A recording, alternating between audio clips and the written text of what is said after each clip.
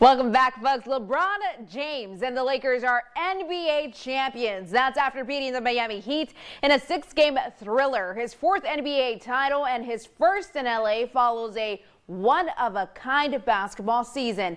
In January, the Lakers mourned the death of Kobe Bryant, another all-time great. Then the coronavirus stopped everything until July, when the league returned with a new focus on Black Lives Matter and social justice. Carter Evans reports on the triumph end to a challenging season. This historic 2020 NBA championship belongs to the Los Angeles Lakers.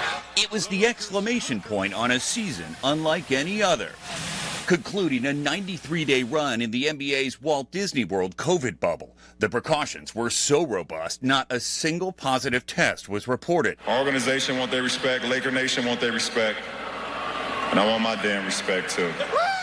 James goes inside, the flush and the foul. LeBron James and the Lakers earned that respect Sunday night in a dominant performance over the Miami Heat. Davis throws it down, bringing a trophy back to Los Angeles for the first time since Kobe Bryant led them to a title a decade ago. Laker Anthony Davis dedicated the win to Bryant, a mentor whose death in a helicopter crash earlier this year sent shockwaves through Los Angeles, the NBA, and beyond. Ever since the tragedy, all we want to do is do it for him, and we didn't let him down. Here in Los Angeles, some fans disregarded social distancing guidelines at the Staples Center to celebrate outside the house Bryant built.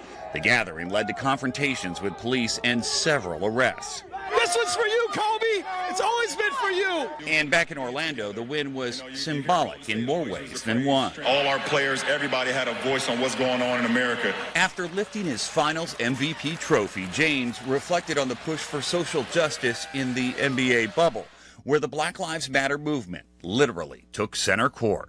Black men, black women, black kids, we are terrified. He was among those to voice pain after Wisconsin police shot and paralyzed Jacob Blake in late August, prompting several teams to temporarily boycott their playoff games. It's almost much bigger than basketball, because that could be anybody. That could be me. That could be any African American.